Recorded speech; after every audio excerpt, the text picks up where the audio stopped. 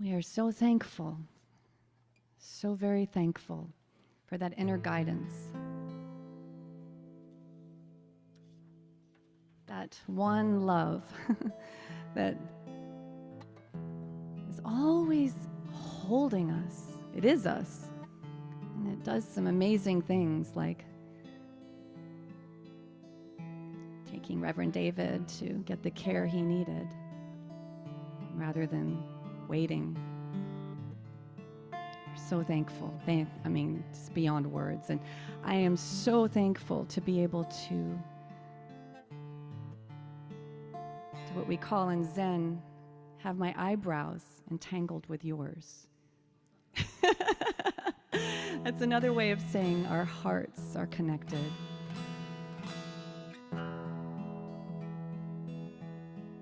It's summertime. You know, the living is real easy right now, isn't it? Or maybe not. It's pretty hot outside and humid and uncomfortable. But if we can surrender to this beautiful flow that is inherently our birthright, our love, our oneness, this heat is just part of that whole. So let's have a summertime that's just free and easy, even in the midst. Summertime,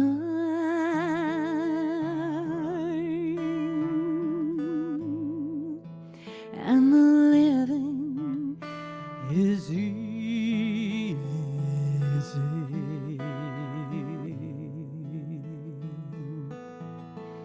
Fish are jumping,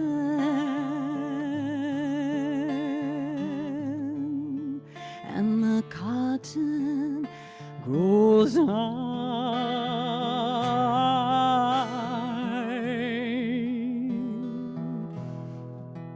You're naturally rich,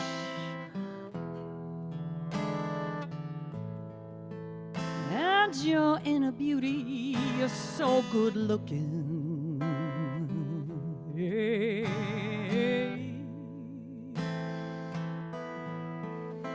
So hush, little baby,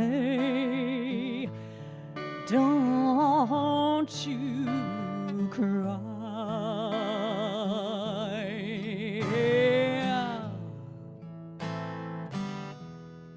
One of these mornings,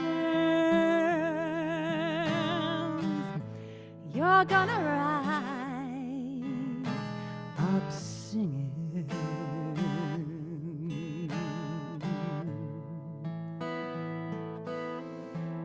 You're gonna spread your wings and take to the sky.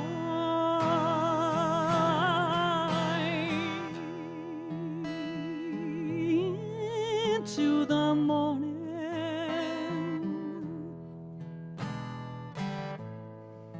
there ain't nothing gonna harm you, no, no. With mama and daddy standing by.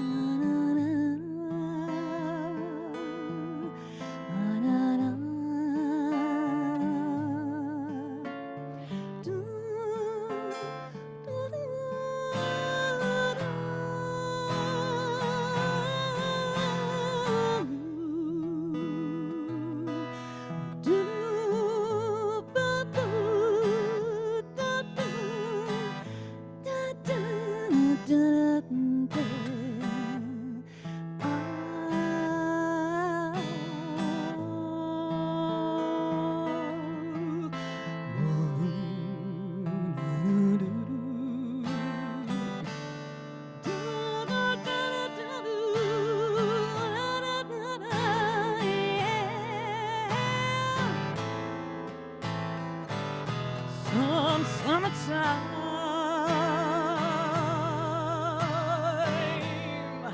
and the living is easy.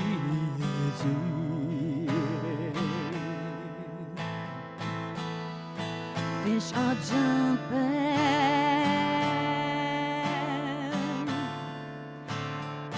and we're feeling so high.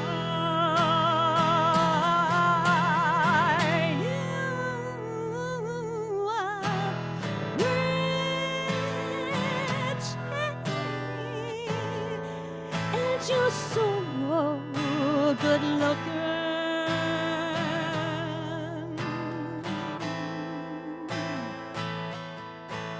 So hush, little baby, don't I say hush, little baby, don't I say hush, little baby.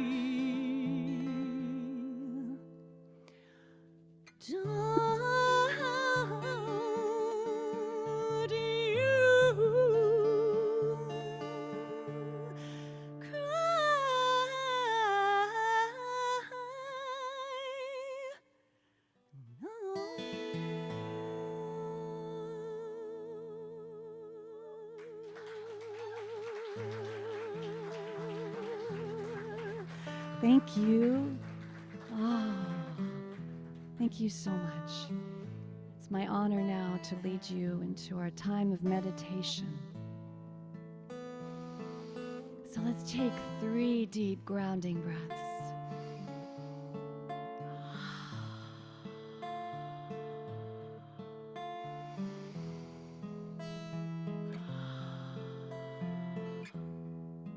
And just one more. As you breathe out, allow yourself just to sink right into your seat. And that seat and that breath are your support, always available to us. And each breath inextricably connected to the breath of those around us. Our hearts, our eyebrows, our soul, held by Spirit, loved by Spirit, always supporting us through our healing, our seeking. Let's just feel that support.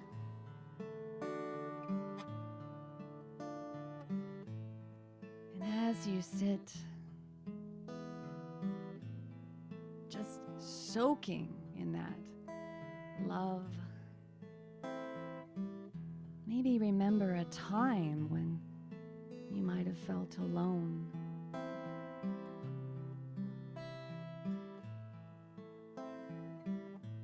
And there, right there is your breath. And there is your community. Right there with you, always. Our daily word. Guidance. Guidance and support are in the very air we breathe, the very ground we walk on. The trees and the earth and the stars. The sun and that bright full moon. May we always bask in its light.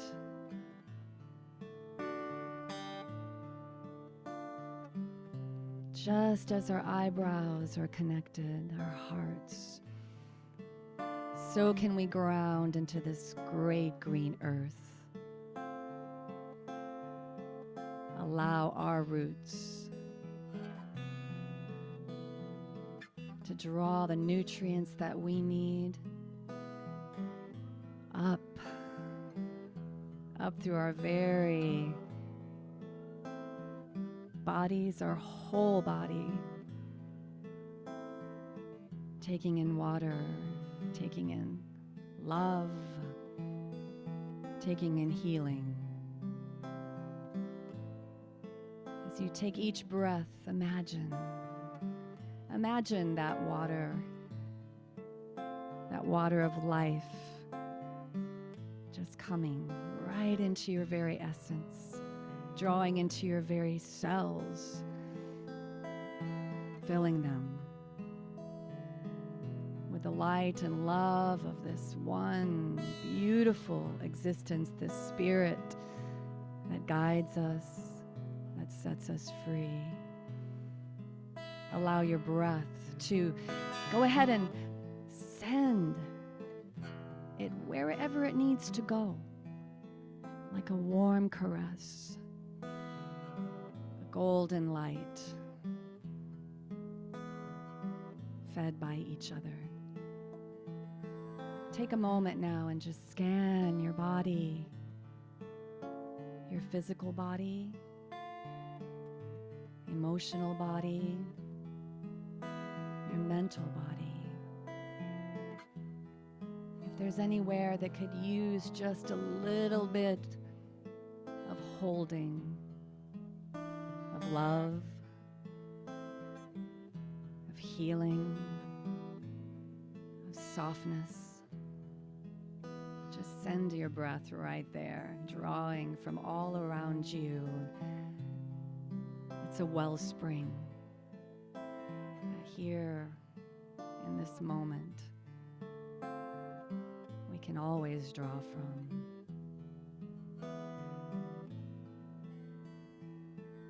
So we're going to go into a time of silence now and continue to feel free to use that breath, that ruah, as your source,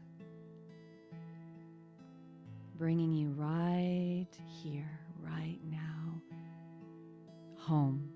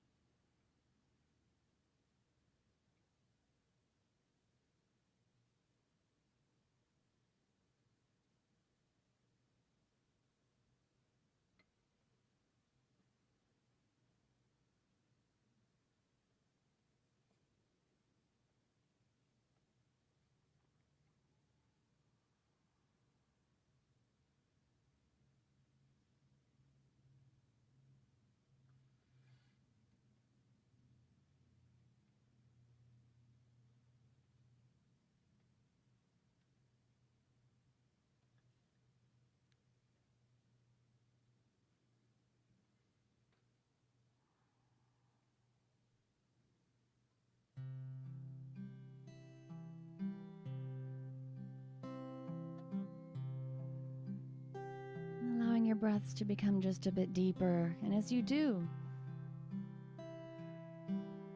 still in your state of inward focus, just begin to become aware of those around you, feeling their presence and their warmth and their support.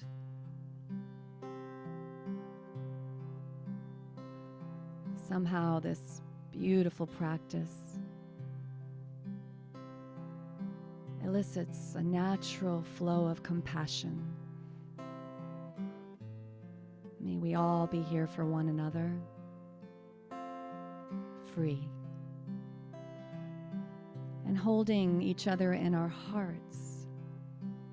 Let's read the names of those we are particularly thinking of tonight, this morning.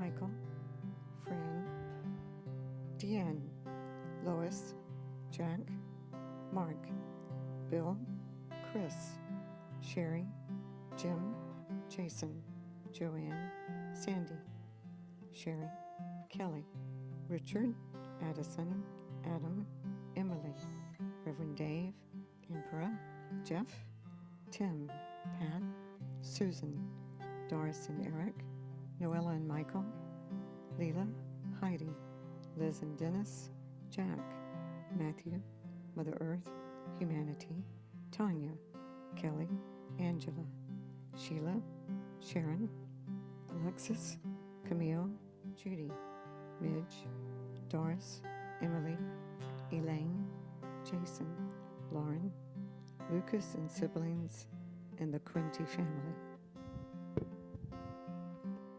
Thank you. So, as you feel you're ready, you're welcome to open your eyes or keep them closed. Bring movement into your body or not.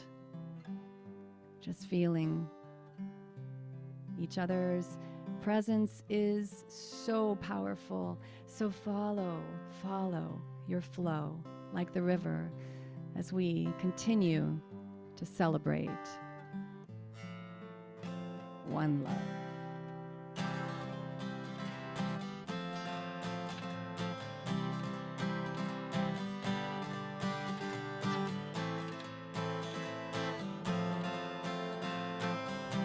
Boundless. I look to the river and I see my veins. My heart pumps the water like an endless train of life. Interconnected, this life, inseparable from you, from me. We are the river, we are the trees, we are the crying, we are the pain. We come together and come home again to boundless compassion. Boundless love.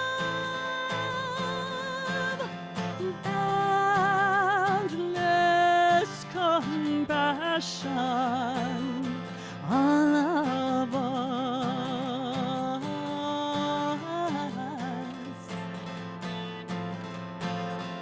All the world sounds awaken you and me, and just like that we are completely free in life, interconnected in life, inseparable from light, from dark. We are the mind, we are the heart, in unity we are here.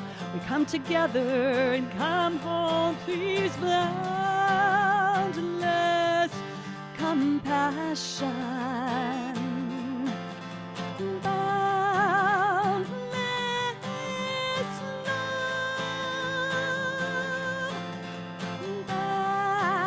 Boundless compassion.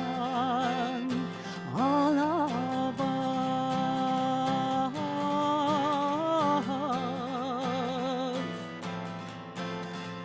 Hear the cries of the world, with heart and hands and eyes wide open. Hear the cries of the world. Let it rise and be spoken. Your boundless compassion. Boundless love. Boundless compassion. All of us.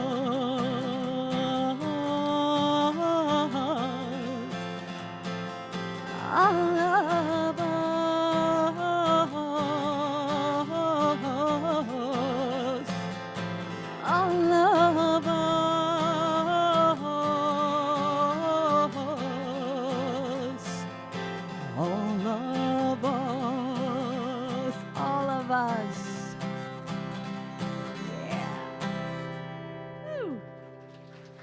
Thank you.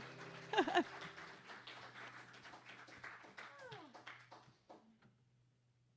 so I guess I'll just stay up here, huh? Should I just stay up here? Is that what we're doing? Oh my. Okay, so I am incredibly honored to guest speak today. As Reverend David continues to heal, I need to just shout out that Reverend David has been a big part of my spiritual journey these past few short months that I've been honored to serve as your music director. You know, I came to, the first step was, of course, to come to hear him speak, to come to a service, to meet everyone. And it was an instant feeling of home. And I thought that this was an interesting feeling because I've had a spiritual home as a very sincere and earnest Zen practitioner, Zen Buddhist practitioner, for going on 18 years now, and I've just been appointed, as some of you might know, as a Zen teacher by our abbot of our Zen school. So I'm also teaching a lot, and we have a Zen group at Sacred Lands. We have one in Gainesville. So I come to Unity, and there was instant resonance, instant recognition. And every time I'd hear Reverend David speak, I'd come up afterwards and say, that's just like Zen, let me tell you. You put it this way, I put it this way, but it's the same thing. You know? and I feel like I might have burdened you just a bit because I would come, can I see your talk? Can I check that over? Can I ask you a question? And of course, Reverend David was incredibly gracious and generous with his time and his teachings and his sort of sustaining welcome. It's the welcome that, you know, continues. I feel it today. I feel it always. I feel it even having to go back to Gainesville, which I will cry if I start talking about it. But that's okay, because I found you guys. I found you, Reverend David. I found an extended family. So I'd like to go ahead and kind of dive into our topic today, which is, well, it's happiness and freedom for all. It's also called One Bright Pearl, the Zen of Unity. It really is a joy and love beyond words to connect through this love that we have in both of our, I want to say, shared traditions, that it's oneness, right? Unity, the word says it all. Reverend David asked me to share a little bit about the synergy between the unity principles and my longtime practice and teaching of Zen. And I'm just going to start right with the punchline, okay? While they may have different packaging, and even that not so much, both unity and Zen are direct pointers to love. Now that's love with a capital L, right? The kind of love that has no opposite. So I'd like to begin with one of my favorite poems. This is actually the favorite poem of my Zen Dharma grandfather, my teacher's teacher. It's by Mary Oliver. And interestingly enough, even though in Zen we sort of maybe don't use the word pray, the name of the poem is Praying. And it goes like this. It doesn't have to be the blue iris. It could be weeds in a vacant lot or a few small stones. Just pay attention. Then patch a few words together and don't try to make them elaborate, though I guess maybe I'm trying not to do that. This isn't a contest, but a doorway into thanks and a silence in which another voice may speak. So I found my way through Zen through the doorway of a very deep practice of yoga, 30-year practice of yoga, not just asanas and poses, but the 8 limbs of yoga. And at the during meditation and yoga, I kept hearing that voice, not knowing at the time that it was actually my own, that voice of thanks and gratitude.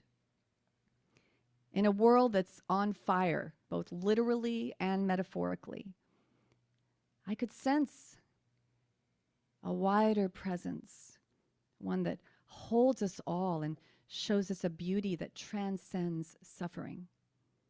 It felt like love. And somehow there was a part of me that knew that that was the key to real happiness, real freedom, not just for me, but for all beings. The sense revealed itself with greater presence during silence, during silent meditation.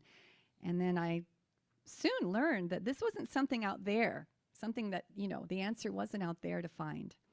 It is our natural state. It's right here.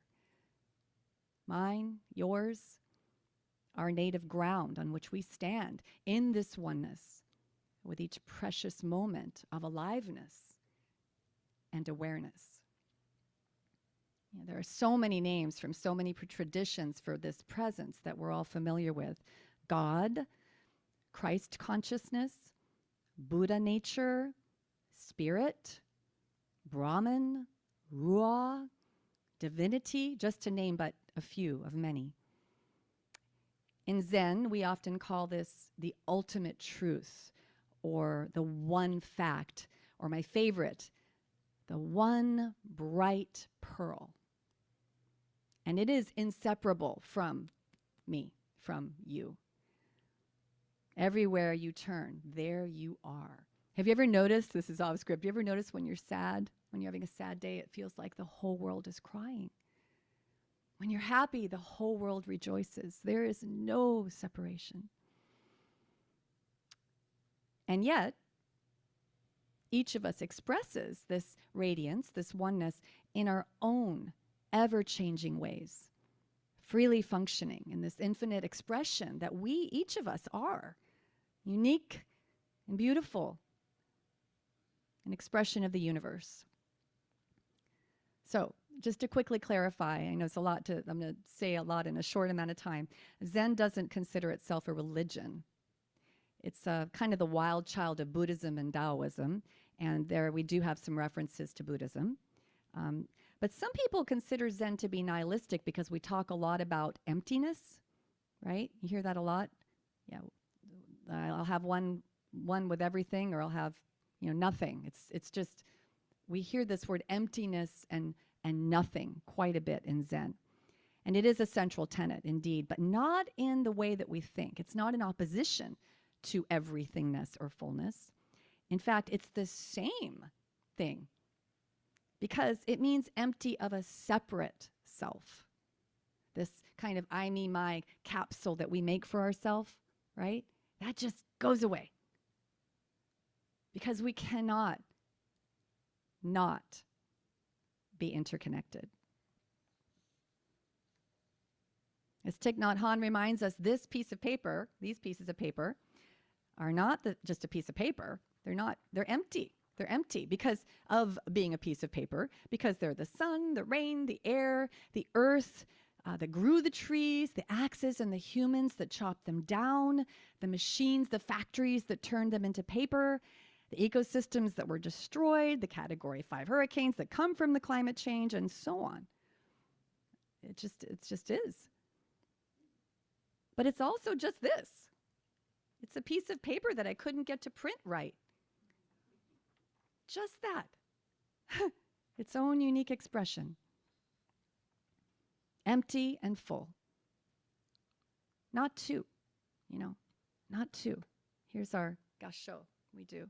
Our prayer position, we do in Zen. Not two. Yeah. Just one radiant and indescribably beautiful fact of existence. So I have the same Dharma grandfather that presents this Mary Oliver poem. He likes to define Zen as awakening to the dynamic reality of this present moment. It's all here, right now. It contains everything, fully functioning and existing in absolute freedom. Sadness, happiness, grief, laughter, eating, drinking, standing up, stopping injustice, saving the planet. Right here. That's us. So, yeah. But wait, there's more. So something then drew me as a deep and earnest Zen practitioner, completely just so alive in this practice to unity. And maybe it was just the word itself, unity. In this world of oneness, words usually fail because language, was expressed, invented to express the dualistic world. Like, hi, Reverend David, how are you over there? I'm over here, I'm over there. Me, you, self, other. The world of oneness that we can come home to as this sort of conditioning of duality comes off is more one of experience than of words. So words can fail, and yet unity points us right to it, like a finger pointing to the full moon that we're going to have tonight, or to pictures on a menu of a very delicious feast. We need only to taste it to really understand what words and pictures can't convey. This is our path, the path of coming home to our fundamental nature of oneness, the capital love, each in our own way and through our own offerings to the world. How wonderful that once we begin this journey, we can't separate ourselves out anymore. A primary tenet of our path and yours, ours, is to be of service, to help however and whenever we can. It brings us home to boundless compassion. It's kind of funny that Zen and unity are all about the dissolution of sense of self and separation during Independence Day week.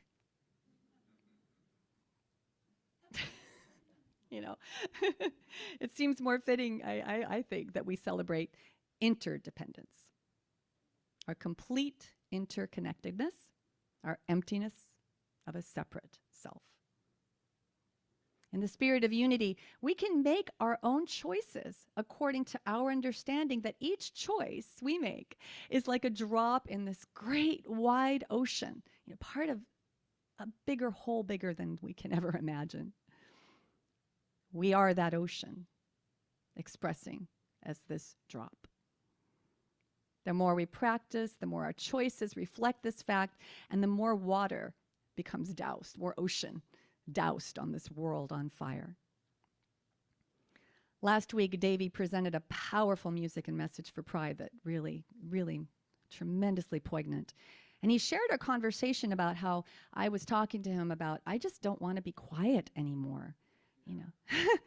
Don't want to hold back. That doesn't mean angry. That doesn't mean, pounding. That means opening our hearts and let them break completely so that we can go out there and speak and serve in that spirit.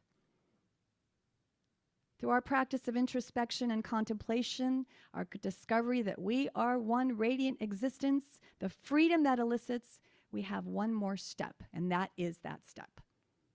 It's easy to just sit in our cushions or in our sanctuary. Very important that we do that. But that next step, in Zen we call that jumping off the 100-foot pole, coming down off the mountain, really. Remember, or Buddha leaving the Bodhi tree. He didn't want to leave. He was under there. He was happy. He's like, woo, I am one with everything. It's amazing. And oh my gosh, that whole world down there is suffering. And he stood up and he walked right in the midst. And he also acknowledged that his own suffering, a constant oneness, right? That we are cultivating our compassion for. Remember, in Mary Oliver's poem, she starts off with, it need not be the blue iris, right? The beautiful blue iris, the beautiful sunset, the perfect day. It may be weeds in a vacant lot. It may be climate change. It may be censorship of books or restriction of teaching African American history in our schools. It may be the denial of sexual orientation and gender-affirming basic rights and support. Our awareness of oneness, in that awareness, nothing and no one can be excluded. Like we said last week, our practice of looking inward dissolves the barrier between inside and outside and calls us to pay attention and really see this world. In fact, the Buddha, he invited us. He says, stop and see. And when we see it, don't hold back.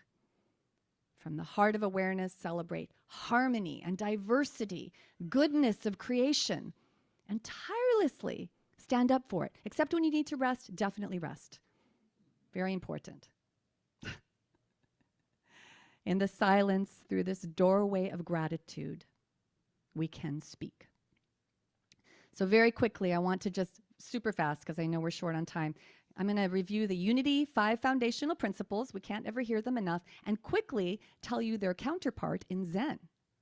It's amazing. 1, God is the source and creator of all. There is no other enduring power. God is good and present everywhere. In Zen, we might simply say, one bright pearl. Everywhere, nothing and no one left out, soaking in this love, this support, unconditionally. First principle. Second one, we are spiritual beings created in God's image. The Spirit of God lives within each person. Therefore, all people are inherently good. In Zen, we would say we aren't only soaking in this one existence, we are this one bright pearl. Right? Right. We are naturally radiant. We're good looking. Yeah. And rich. It's like summertime. We are the bright pearl. 3, we create our life experiences through our way of thinking. In Zen, we emphasize the importance of our practice, of our coming together independently practicing and as a community, as a sangha, right? Because our minds and thinking can be reshaped from these conditioned and dualistic places that we were simply raised in this dualistic world. My teacher calls this coming home to the space of the unconditioned. Minds that are ever new and filled with wonder and curiosity, ever based in goodness and generosity. So that's wonderful reframing that we can do with our thinking. Number 4, there is power in affirmative prayer, which we believe increases our awareness in God, of God. In Zen, I would liken this to our daily meditation practice and our daily practice of offering intentions, which we do here as well, and what's called metta. Many of you are familiar with metta practice, sending love and wishes for all beings to be free from suffering every day, every moment. And 5, knowledge of these spiritual principles is not enough. We must live them. We've been talking about that. It's exactly parallel to our bodhisattva vows. We take our practice out of the cushion, out of the sanctuary, and out into the world.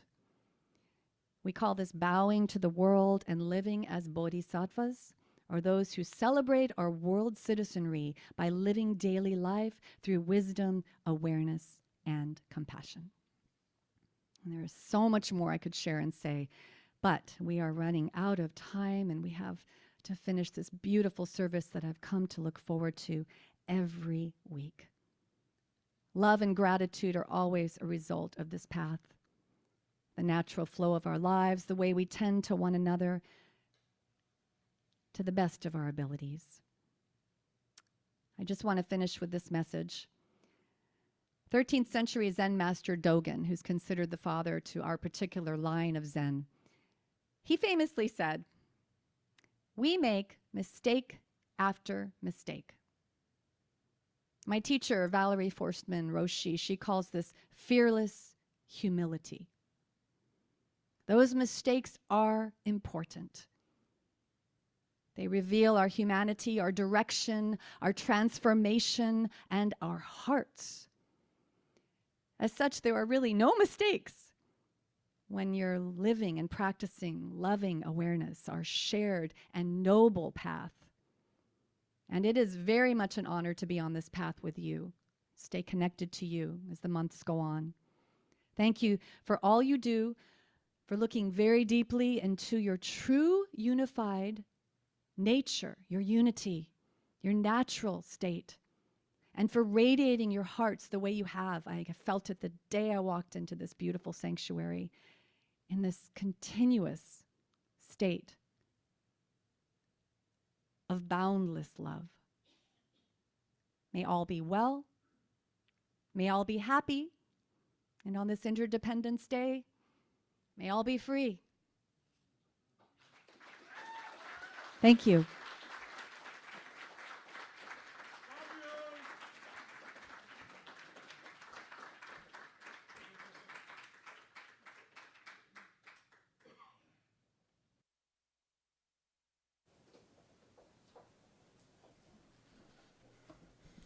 Thank you, Shana. I think we have even more people than when I was up here the first time. So now is our time of love offering.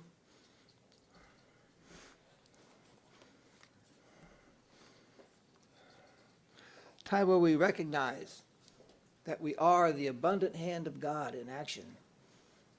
And we put that recognition into play as we take our tithes and offerings in our hands, and if we're at home, if we don't have them, simply place our hands over our hearts and acknowledge this truth of abundance moving through us into the world. As we do this, we join together in our love offering blessing as we all say, divine love, moving through me, blesses and multiplies all that I am, all that I have, all that I give, and all that I receive. Thank you, God.